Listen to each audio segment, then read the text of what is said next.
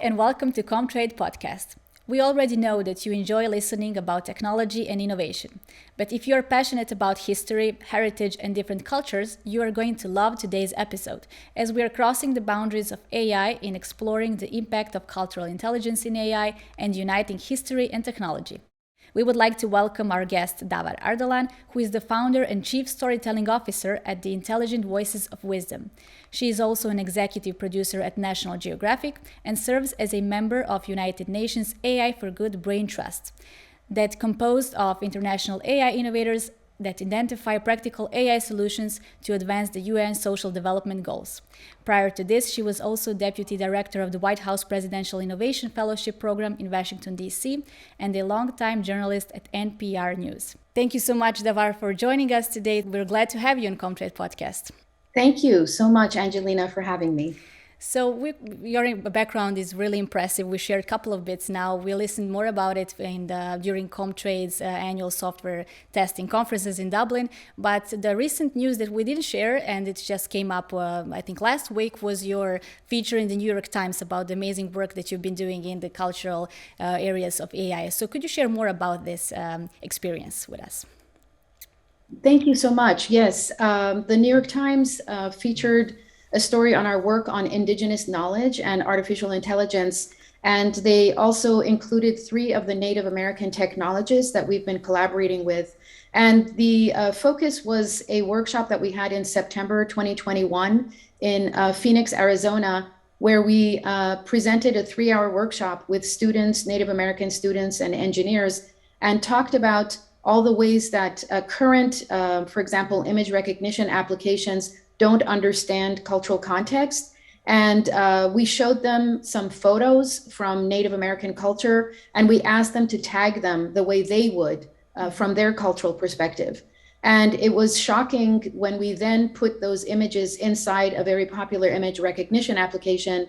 And for example, a sacred Native American ceremonial plate was described by the AI as dessert. This is one of the most sacred symbols. There's a piece of sage, for example.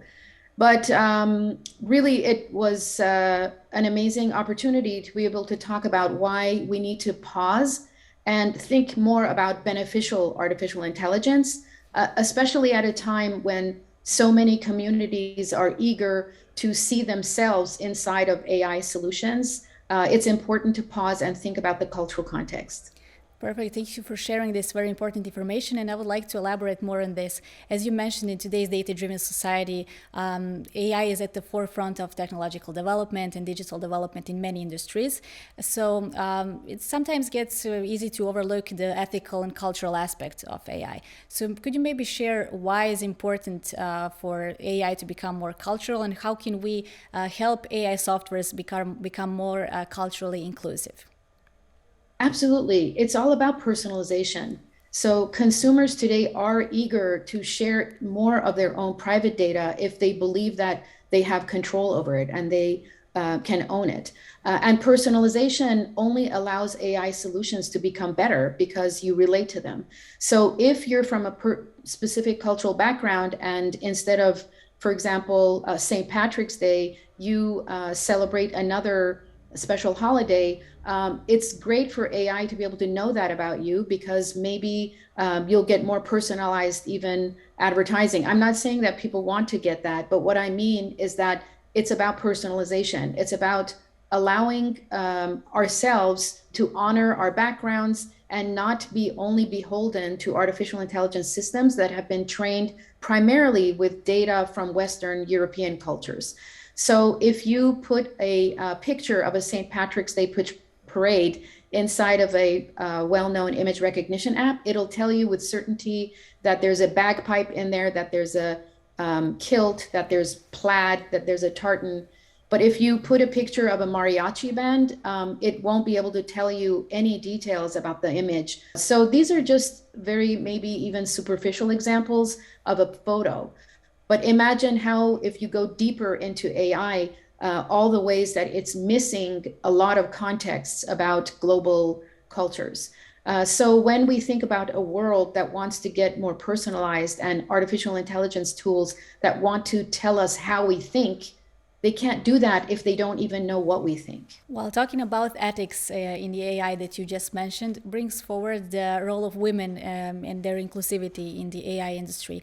For example, at Comtrade, we do have a third of our employees are actually female, so we find this topic very important. What are your views on this? How do you see the role of women in AI and the importance of diversity in the IT industry in general? Sure. I think I want to share, we did a data challenge to see how many stories on women already exist in preset data sets on the internet. Because again, if you think about making sure that, whether it's a resume that's using AI, it has a lot more information around women and our history and our contributions. So the data set challenge we did with Top Coder ended up showing us that there are not enough publicly available data sets around women. It was really shocking to see how women are not even represented, in our full historical significance and contributions in data sets. Again, another example of why we need to be able to be a lot more purposeful. So we have a chatbot named 𝐶𝐸, and we're using 𝐶𝐸 as a test bed, really. So if 𝐶𝐸 wants to tell you stories not about the weather, but about amazing women in Ethiopia who are working in the field of artificial intelligence, you should be able to ask the chatbot that. And people who are looking to hire amazing women around the world should be able to turn to a sort of like HR chatbot and say, oh, tell me about so-and-so, because it's really important that we don't just go off resumes. So we're trying to use our chatbot 𝐶𝐸 as a way to show how we can share a lot more through this technology. It doesn't have to just be for ordering pizza or asking about the weather.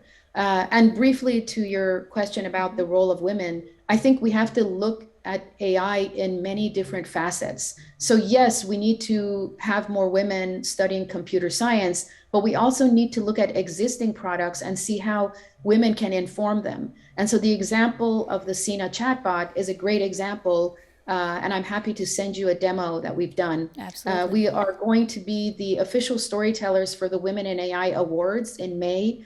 This is for Women in AI Awards in North America, and 𝐶𝐸 will be part of the storyteller who shares the stories of the women behind this effort.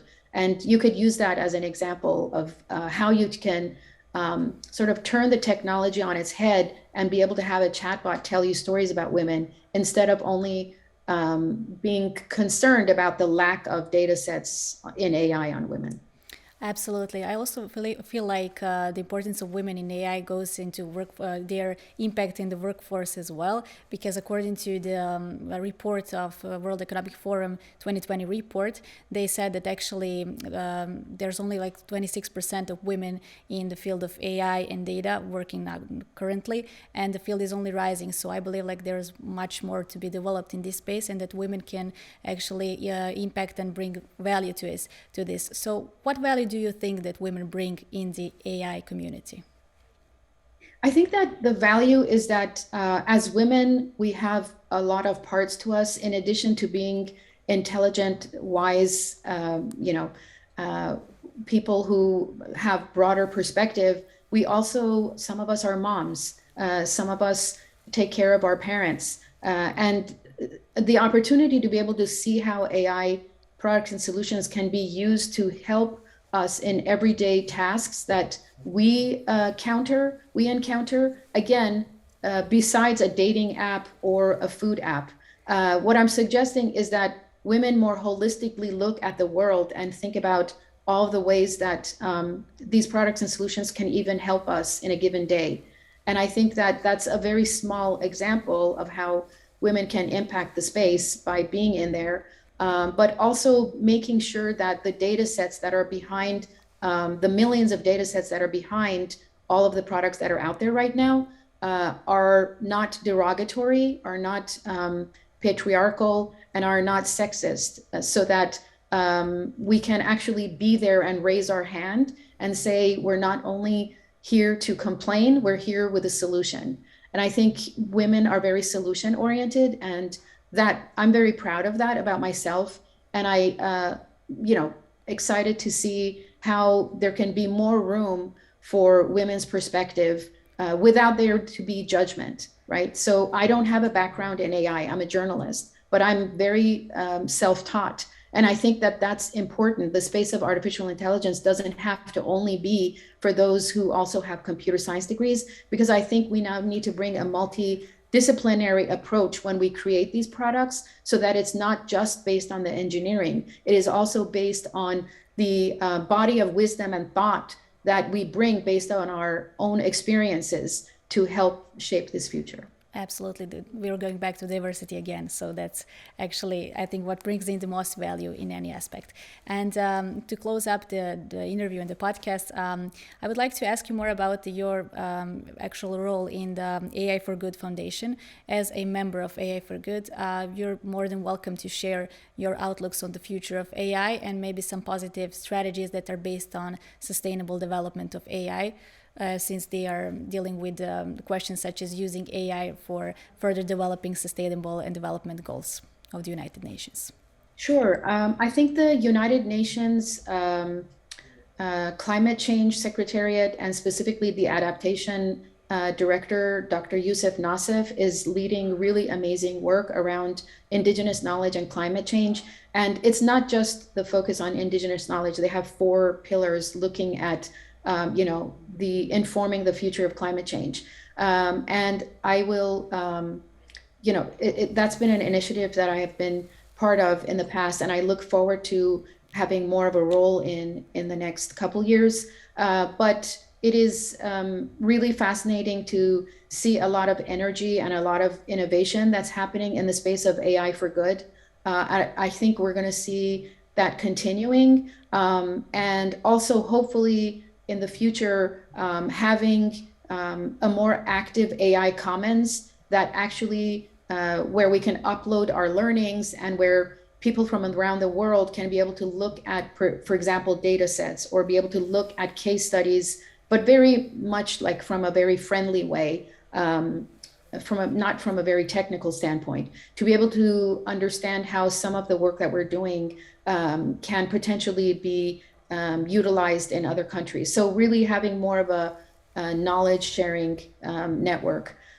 So it's, again, that's also at the very beginnings, but it's very promising to see so many different people from around the world coming together to help inform this space. Well, thank you so much for your time and for a very fruitful discussion, and for these very interesting insights on actually on culture and AI coming together. And I wish you all the best of luck in your future endeavors and sharing many news stories, whether that's in New York Times or in any other platform. And I actually am looking forward to seeing you, whether that's in Dublin or Washington, to explore more about these ideas. Thank you so much for your interest. Have a great day. Thank you, Angelina. Thank you.